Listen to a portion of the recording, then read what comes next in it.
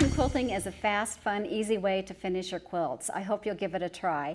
I have my sewing machine all set up for free motion quilting, which means I've lowered the feed dogs and I've put on a darning foot or a free motion foot.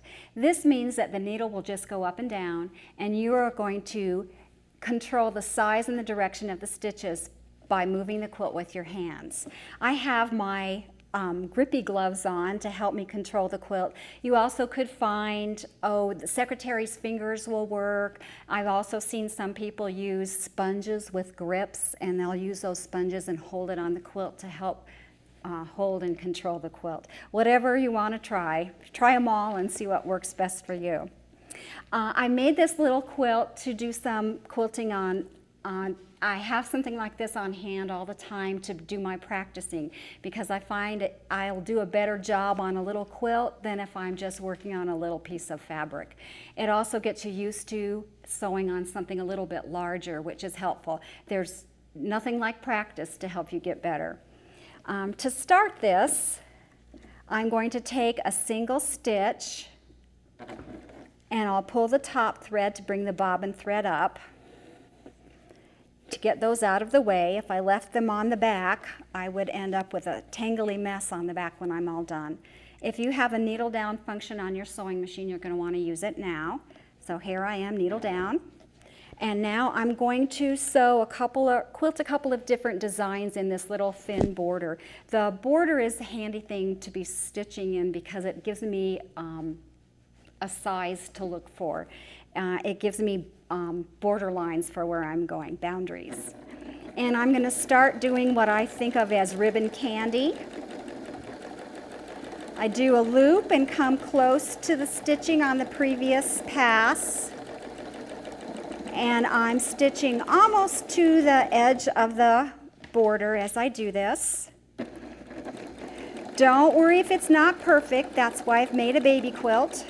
No baby is going to complain that your stitches aren't perfect or that you haven't stayed inside the lines. You stop whenever you need to and readjust. You do not want to be having to pull the weight of your quilt. So stop as often as you need to readjust the quilt. And I'm going to continue to do this, what I think of as ribbon candy quilting. When you get to a safety pin, it's a really good idea to take it out before you run into it. This little quilt has been basted together with safety pins about hands width apart to keep all the layers together. Ideally, it's nice to baste it, placing the safety pins where you're not going to stitch, but I often don't have a plan for my quilting before I baste it, and I'll just have to stop and take the pins out. So I think you can see how this is looking. I probably will switch and do another pattern a little bit. I'm actually doing this a little bit faster than I would just to get to the other edge so I can switch to a different pattern. Again, a pin in the way.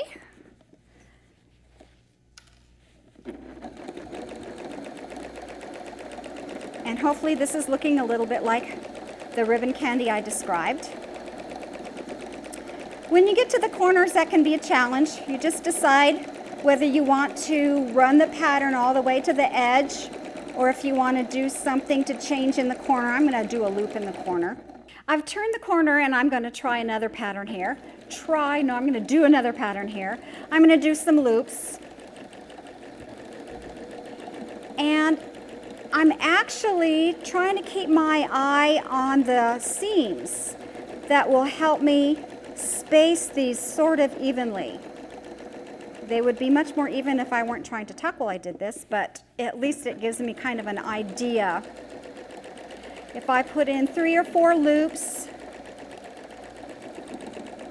next to each one of these squares, I'll be able to keep things spaced fairly evenly. So I'm just thinking of these as letter E's written sideways, and I'm trying to stay within the seam lines of this little orange border. And now I could switch to a different kind of loop. So I'm going to do one loop going this way and one loop going the other way. See if I can do that while I'm talking. There we go. I like to stitch these little borders first because it helps stabilize the center part that I'm going to do next. And I'm nearing a corner, so I'm going to change to another pattern on this next border. Okay. Well, I've done all curved lines here. I think I'll try something that's maybe a little bit straighter. I see a pin in the way, so I'm going to take it out right now. And I'm going to do kind of a zigzag. I'm going sideways and now up and down with a zigzag. There's a magic number to doing this. If you do an odd number sideways and an odd number vertically, you'll be able to continue. So I'm going to go 1, 2, 3, 1, 2, 3, 1, 2, 3, 1, 2, 3. And it keeps you going the same direction. If I picked an even number for this vertical part, I would end up sewing myself into a corner. I'd be back up over here. It's not the end of the world if you do that. You just end the thread and start all over again. I'm nearing another corner, so I'll stop here and think of another pattern to do. Another nice, simple, continuous pattern is a spiral. So I'm going to come down here and do a spiral. I want to stitch into the spiral and leave myself enough room to stitch out of the spiral and move farther down the border and start another spiral. So here we go. I'm going into the spiral, turning and coming out of the spiral. Going into the spiral, coming out of the spiral. The idea is to find patterns where you can sew continuously, starting at one end of the border and getting all the way to the other end without having to make stops.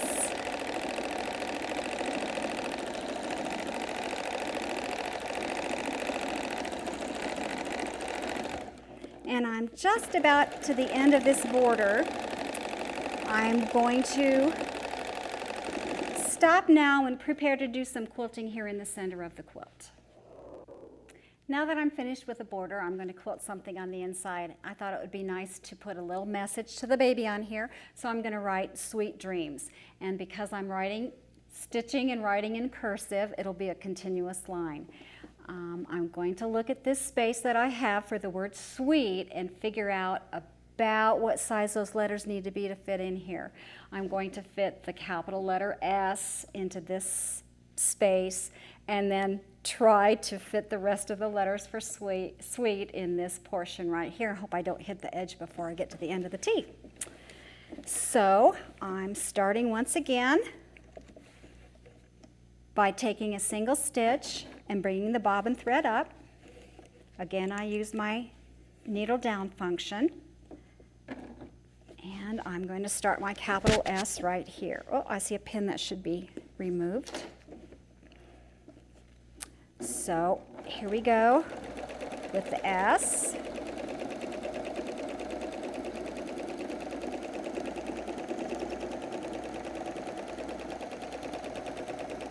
And I'm going to do this all continuously, so I've put a loop on the end of the S to go out right into the W. There's the W. And I'm trying to kind of keep an eye on how much space I have left here. It's a little bit hard for me to see because it's under here, under the arm of the machine, but I have kind of an idea about how much room I have for the rest of the word. So here's an E. And another E. I see a pin that's going to be in the way with a T, so I'll take that out. I know that when I do this letter T, I don't want to stop to cross the T, so I'm going to cross it as I start down. There's the T, and I'm going to cross it while I'm here. And there's the end. I can end with several little stitches, and I'm going to cut off the thread because I don't want this dark green thread to carry across to the other side when I start the D. And once again, I'm going to see if I can get the bobbin thread pulled up to be out of the way. I use my seam ripper to just grab the loop, so I've got both the top and the bobbin thread out of the way so I won't have a tangly mess. And I'm going to do the word dreams down here in this portion. I see some pins to remove, and I've thought about how I can do the word dreams starting with a capital D and not having a stop until I get to the end of the word dreams. So I'm starting at the top of the capital D. Needle down. And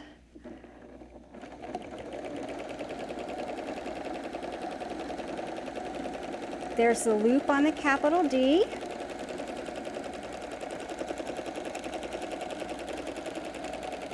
You might not write it this way when you're writing on a piece of paper, but when it comes to quilting, it's pretty handy to be able to write in a continuous line without stopping between any of the letters. There's my D, R. Now I'm finished with my words in here. I'm going to change colors of thread and do a few background fills. These are nice, simple background fills that you can adapt to other styles if you'd like to. Again, one stitch, pull up the bobbin thread, use my needle down function.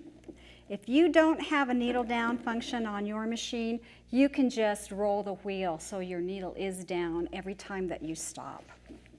And I'm just going to quilt little loop-de-loops. I'm going counterclockwise and then clockwise, and just filling in the background area.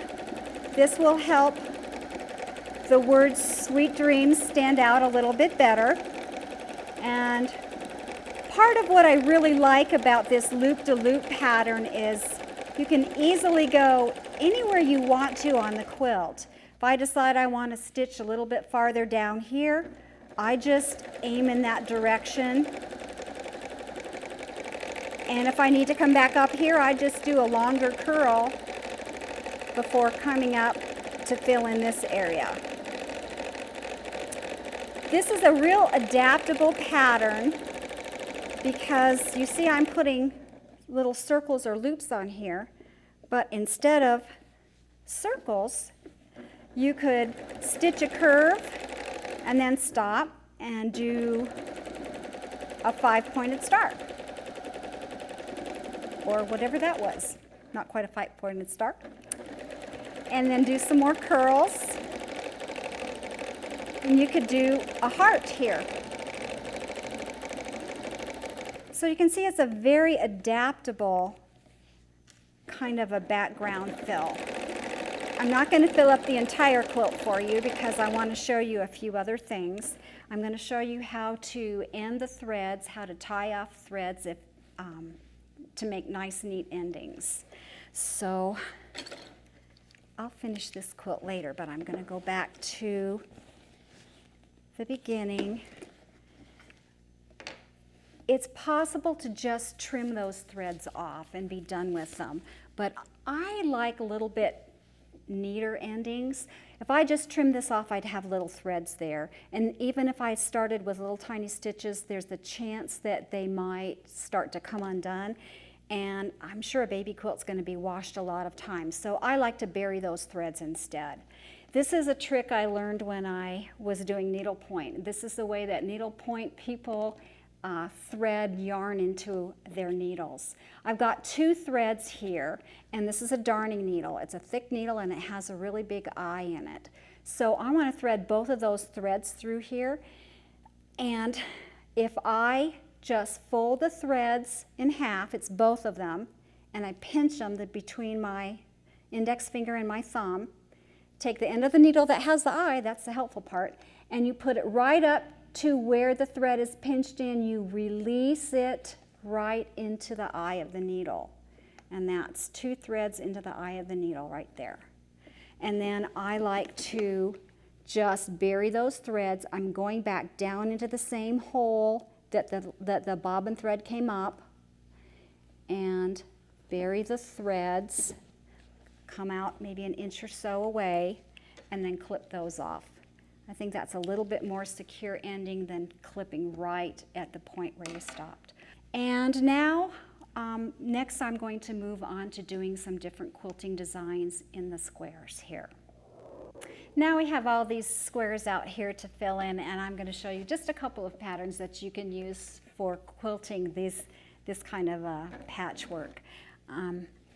You can do your planning on graph paper. It's a great way to figure out what you want to sew, and you also want to quilt along a path that takes you the direction that you want to go. I'm going to just do some simple curves outlining each of the straight seams here, and I'll just do a little portion of this so you get the idea of how the pathway goes to be able to sew in a continuous way. So I'm just doing a curve coming out about maybe a ½ inch from the seam, and then curving back into the join of these 2 seams. And now I'm going to do the next edge. I'm skipping over to the next block. This will give me a continuous path to be able to sew curves along a large section of these squares. Once again, needle down is a very handy feature, and if you don't have it, just roll the flywheel of your sewing machine to put the needle down each time you stop. And another curve back to this intersection and along here. Curve back up to this area. I'm going to turn and come back the other way so you don't have to watch me quilt this whole border. So this time when I get to this area, I'm going to quilt this side of the square, and I'm going to curve to the other side and do this side, that bottom one. I think you'll be able to see in just a little bit how I can get all of the squares along this path quilted in this manner. I'm going to turn and come back here, and now I have the opportunity to stitch down along this seam to get the bottom row of squares. So I'm going to go down to here. Because I know I'll have a ½ inch seam allowance used here for my binding, I'm going to leave a ½ inch of it unstitched. I'm moving back into the seam a ½ inch from the raw edge and come back up here. Now I can finish this edge of that square, and I'm coming down to this area again, stopping a ½ inch from the edge and back up, and I have this side of the square to fill now. I think you're seeing the pattern here. If you get out graph paper and draw it, you'll be able to figure out where you're going. There are a lot of different paths you can take to end up with the same pattern. And I still have this bottom edge to do to be able to complete this. I got a pin I didn't get taken out when I should have. And so now I'm going to stitch backwards to fill in that last row of curves. That's the beauty of free motion quilting, is you can stitch in any direction. And sometimes it's hard to see where you're going. You're allowed to move over to the side and look if you want to. Some people think of it as kind of a Zen thing. You know about the size of those squares. So just trust that you're curving in at the right area. And this finishes up that portion of the patterns. You've got nice curves along here, which is a really good way to fill this out. I could have done the entire quilt all in one fell swoop if I had planned it all and if you wanted to watch me quilt the whole thing. I'm going to switch now and do a different kind of a pattern just to show you another way to fill these up. Stitching straight lines with free motion quilting is not the best advantage of free motion quilting. So lots of times people will stitch a straight grid diagonally through squares. Well, with that idea in mind, you could do it, but with a curved line, and it will still give you a nice finished look. I'm going to move another pin so I don't break a needle, and go through this diagonally, just with some gentle curves diagonally. I know that if I tried to free motion quilt a straight line through here, it would be a mess. So you might as well just take advantage of the fact that the machine does better curves with free motion than it does straight lines. And I turn and come back up the other direction. I keep having to remove pins because you don't want to run through them or get too close to them. And you'll see that you can just keep going in just about any direction with these kinds of gentle curves. That looks a lot better than probably straight line quilting with free motion techniques would look. If I want to come down to this side and cross all of those gentle lines already, I can just come down here and go the other direction to stitch curves this way. So I've got kind of curvy X's through all of these squares. So those are just a couple of ways to fill in this kind of piecing. Let me get down here. I can probably do one more for you.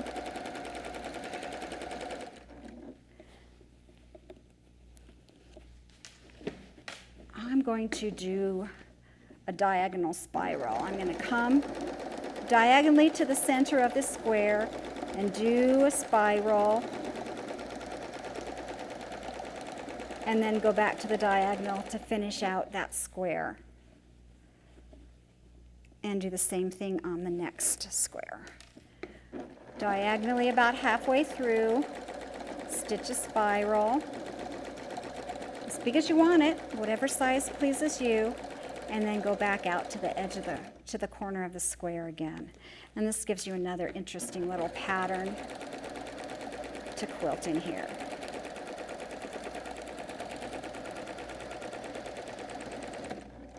So those are just three of the zillions of ways that this checkerboard border could have been quilted. I'm now going to show you some different kinds of patterns to do on other kinds of quilts that maybe wouldn't lend themselves quite so well to a baby quilt. This one, the free motion quilting, repeats the piecing in the block in the quilt. You can use a piece of 1/4-inch tape to mark the lines in between the designs, and it's just straight lines, free motion quilting, where you go down and at an angle, down at the opposite angle and down. And it just repeated the piecing that's already in this quilt. I used variegated thread so it would show up in a few places. This little unfinished piece is obviously a spider. I did mark part of the spider because I couldn't have drawn that without the help of some marks. But I did the zigzag fills, free motion and unmarked, and no, they're not exactly the same distance apart, but I think that kind of adds to the charm of it. The background filling in here is just going around in circles and circles. Because this is very tightly quilted, it makes the rest of the design kind of pop. I'll someday put some more quilting in the rest of it so that the outer circle or the outer oval pops a little bit more. This quilt has some interesting free motion design in the border. I wanted to follow the watery look of the batik, and I used once again a variegated thread to be able to keep the distance between these curved lines about the same. I used the width of my darning foot as a guide. So I would stitch with the edge of the foot along the edge of the previous line of stitching. And it's not exactly the same. I would do some curves and come in this direction and then go back and fill it in. It's one of those things you might want to practice with paper and pencil before you start stitching on your quilt. This is the last piece I have to show you here, and this little picture quilt needed some texture to help define the areas in it. This is supposed to be a cactus pad, and once again it's the curved going around in a circle kind of quilting where you're stitching almost on top of the same curve and then swing out to start another circle. And I tried not to have perfect circles, which was kind of nice to not try to be perfect, and I thought it gave it a little bit more texture. This portion right here is some like stippling, but it's with straight lines. So we've got kind of triangles and straight lines going there. And over here, I did some curved lines to define the edges of the petals. Free motion quilting is a really fun technique to do. I hope you'll give it a try if you haven't. And if you do already do it, do some more practice. The more you practice, the better you'll get. And I hope I've given you some ideas for some different designs in your quilting.